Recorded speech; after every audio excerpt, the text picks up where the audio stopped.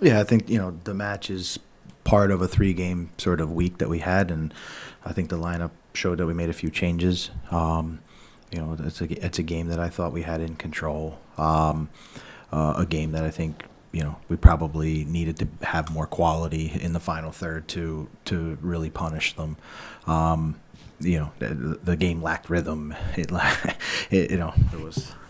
I don't know how long the ball was even in play. But yeah, we needed to be better in and around the final third. That's kind of where we let ourselves down.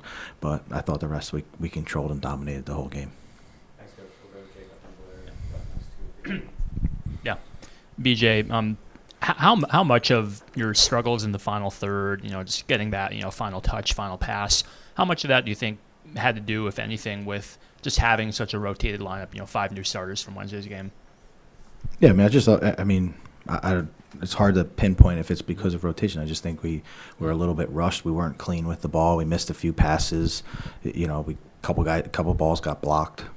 So I just think, complete, from the beginning to the end, we could have probably executed a little bit better in there.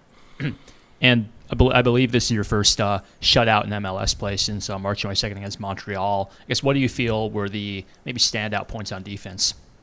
Yeah, I think when you're dominating the game and you're in the opponent's half for most of it, I'm really proud of the guys on how they stay focused, and we're able to put out a lot of counterattacks. And I think that's credit to Joe and the whole back four, especially because those fullbacks are joining the attack, and then so you work with the center midfielders, and so I thought it was really a professional performance in the way that we were able to lock them down, not allow them to get too many scoring chances, handle transition really well.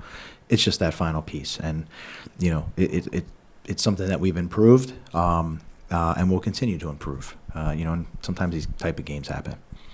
BJ, last time Brugman started, I believe it was against Chattanooga, you played in this shape as well. It was a little different than what we're used to. Is the shape from tonight kind of reliant on Brugman? And then also, what are you hoping to get from this sort of different way of setting up?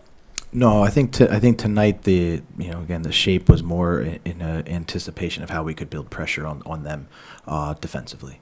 So we really wanted to come out and be aggressive and try to press with more players going forward. And so they obviously made a few tactical adjustments coming into the game. They rotated the squad too. So those right when the lineups come out, it changes a little bit. But for us, that was I thought deploying him as a number 10, we thought we were going to be able to have some of the ball and also be able to sort of put some numbers pressing. And then Chris Applewhite graduated high school yesterday, I believe, and today he's starting for you, his first MLS start. I know he didn't have much to do back there, but on the ball he seemed really confident. So what if you can just talk about how he can be this confident at his age, and also what it meant for this club to start somebody this tonight? Yeah, I think it's a proud night for the club. Chris is a player that's come all the way through the pathway. He's been improving, and sort of, step by step, which we really are proud of him. And, again, tonight, I think he made it look easy, but it's not easy. This is an MLS soccer game with real men out there. So it's, I think it's a credit to him. It's a credit to his maturity. It's a credit to his family that's around him. And I think it's just a big, proud night for everybody in Nashville and his family. And he played a big impact. He played a big part in us getting a shutout tonight. BJ, besides the team not being as clinical, finishing tonight, like it's been in other games, was there anything that, I'm not going to say surprised you, but that Washington did different than from what you had foreseen before? I mean, before the game, tactical, I mean. Yeah, I mean, tactically, they've been playing in a 5-2-3 for most of the year. And then tonight they started with a back four. And then you saw in the second half they switched back. So for us, it was in that first half was just about readjusting kind of how we wanted to press them. I thought we were able to create a lot of turnovers, about 30 yards from goal. We just, again, didn't handle those couple passes right. And then in the second half, it was much more of what I think we sort of prepared for. And I think you saw that in the ideas of just being able to press and win balls in the middle third. But again, they made it difficult to play tonight, and they have a lot of numbers behind the ball, and so it's you're in a pretty combative game that there wasn't a lot of space. Now, in terms of what Brian Acosta did as when you sent him in, what was the difference that you think he gave it to the team today when he stood right in the middle? Yeah, he looked really good, by the way, didn't he? Yeah, I thought Brian did a nice job. He has a different skill set to Patrick, and so when we made that change, we knew that we could try to get him on the ball. He's very good with some line breaking passes, some long range passing, and so we thought bringing him in, he could maybe open up the game a little bit for us. We needed to sort of try to threaten behind the line, and so I thought Brian did a really good job, and then also handled the transition moments, second balls, really, really well. BJ, I know you kind of touched a little bit on just the lineup changes and the rotation. How much of that do you think just came down to it being the end of a really long week, and I mean longer than just a long month, and how much was kind of with an eye towards the midweek game against Orlando? Yeah, both. I think both things are true, Ben. We always talk about like going from the Saturday to Wednesday, you have an extra day. Going from the Wednesday to the next Saturday, you're short a day. And so we just thought it was important to make sure that guys, were rotated in that sense. It's also part of how we have to deploy now that we have another midweek game and another Saturday game away, to both of them away. So it's just sort of, I think, managing the entire group. We have great confidence in the whole group. And so when guys' numbers are called, the same expectations and still the same standards are we're not going to lower our standards, when we rotate the same expectations. And then you talked just about decision making in the final third and being a little bit cleaner with the ball. It felt like there were times where someone played a cutback cross when they should have just crossed it, or vice versa. I guess this is maybe a annoyingly high level question, but like how do you make the right decision more consistently? I mean, we're a group, we're a team that wants to continually learn and grow and evolve. So there's no secret sauce behind it. We continue to have dialogue, we continue to train it, we continue to show it, and we want to continue to take steps forward. We're not even at the halfway point of the season, so the expectation is not that we're the best version of ourselves yet, and so these are chances for us to continue to improve and continue to grow. I think we've shown that in other phases of the game. And quite honestly, coming out of Atlanta, I thought we had improved in this, move in the final third and some of the runs and the spacing, which we saw, in the two games this week. This is just something, again, to give us a little focus on, and we'll continue to get better.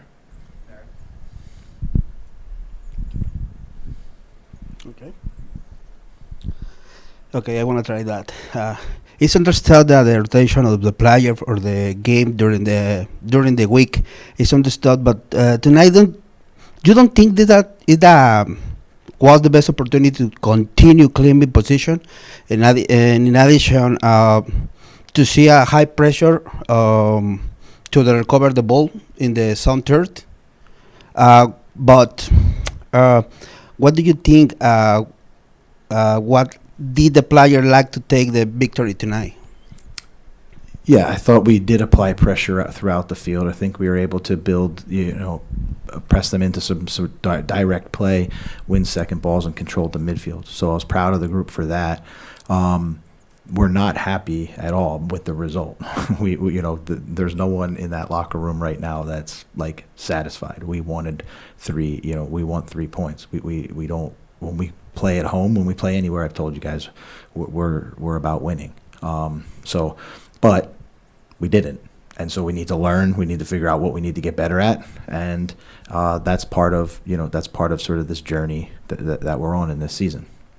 Thanks, Coach. Thanks, guys. We'll be right back with Joe Willis. Great, thanks, guys. Yeah, it was a weird game. I thought defensively we were really good. I think that was probably the fewest touches I've had on the ball in a game this season, so I think that's a big testament to our back line, not only our back line, but the whole team and the defensive shape that we had. We had some guys who haven't had a ton of minutes come in, and guys playing maybe in a different position than they're used to, and everyone took that on board and worked really hard. And I think we dominated the game for the most part, kept a lot of possession, and just couldn't find the back of the net. Thanks, Jeff. Jacob and Blair. Yeah. Joe, I guess how do you as a goalie stay in rhythm, connected with the game when it's kind of a choppy game, as you mentioned, weird, you're not getting a lot of touches, a lot of chances to do something. Yeah, it's just it's difficult sometimes when you're not involved with it to stay focused, but that's part of the job. You just have to constantly remind yourself to stay in it, stay moving. Communication always helps, just screaming.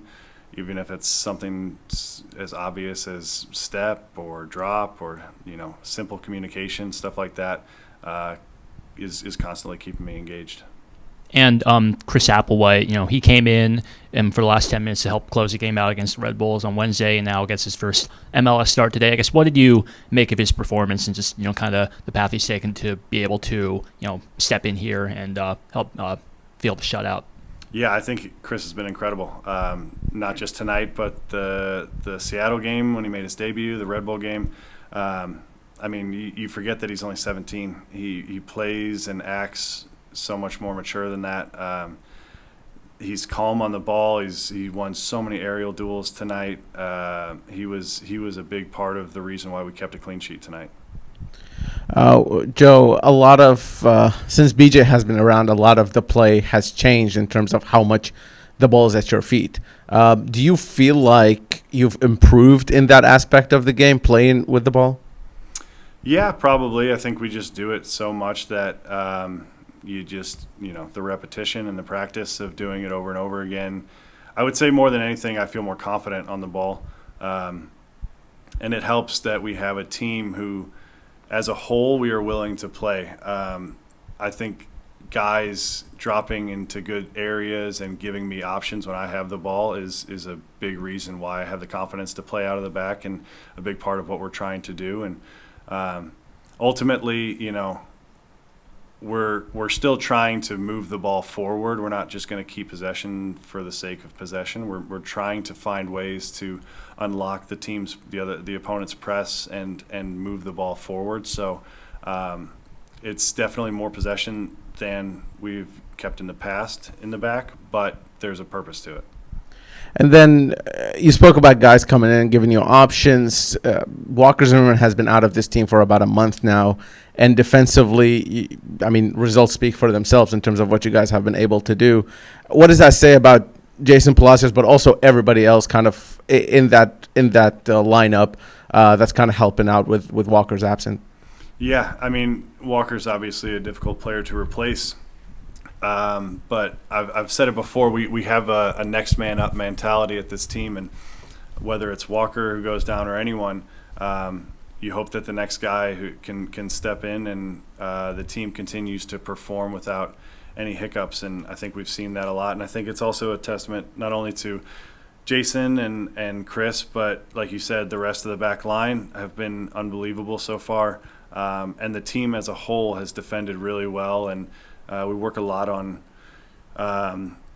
just positional pressing and, filling in roles, and guys are really tuned into that and know exactly where they need to be, whether it's the back line, the midfielders, or the strikers. And I think all of it really helps, contribute to our defensive record. Joe, kind of asking you an extension of the answer you gave to Valer, from your standpoint as a keeper, when you see those switches in front of you, so many games with Zimmerman, and then some other games with Jason, and now you see a young guy like Applewhite come in. How does change your mindset before the game when you see those changes that are going to happen? It doesn't at all. I think when you see guys who haven't played a lot of minutes come into games, from the outside perspective, you don't know what to expect, but I train with those guys every day. I know what to expect out of them. I know what they're capable of and how good they are. So my expectations and confidence does not waver at all when I see changes in the lineup. And then, for as good as he's been, I'm talking about this case about Andy Nahar. he may kind of loses the ball and makes that mistake at the end. What is the conversation that goes on after that happens, and really the goal or whatever the scoring opportunity didn't happen? I mean, we kind of touched on it earlier, but we want to play out of the back. We want to take risks, and we want to try and keep the ball. So that's just a part of it. We're going to lose the ball. I'm going to lose the ball in bad situations. Other guys are going to lose the ball. It's not a problem. That's part of life. That's part of soccer. It happens. You just react to what's next, and you move on. Joe, you touched on Chris a little bit earlier, but I can't remember an aerial duel that he lost in that game. Just from your perspective, how important is it? I know there's the mental aspect of the game and just a lot more that goes into it, but for a guy 17 years old to come in and just dominate physically against guys who have been doing this for years, how important is that? Yeah, it's incredible to see, and especially against a team like DC United where they wanted to play a lot of long balls and hope to win knockdowns and second balls. For him to step in and to dominate in the air the way he did was a huge boost for us, and I think it was pretty deflating for them. And then this year, and I guess since BJ got here, we've seen kind of the team defending shift into kind of keeping the ball farther away from goal, pressuring higher, and really just kind of keeping defending higher up the field. How important do you think that has been to kind of sustain some of these defensive results recently? I think it's really important. I think we've been not only pressing higher, but I think the team as a whole has been more compact. Our back line has been getting higher, and I think with the exception of long balls over the top, teams don't really have many options.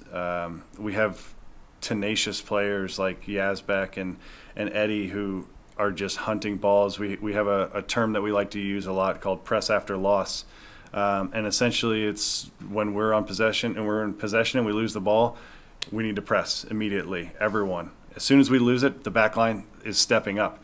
And I think that kind of mentality has done wonders for us. Thank you. The first things I want to ask you, we see in the past the Nashville Soccer Club playing with line of 5 of defense. Now today they play with 4. Which one you feel more comfortable? And the second question is, let me ask, you can answer that one first. I like playing with a back 4.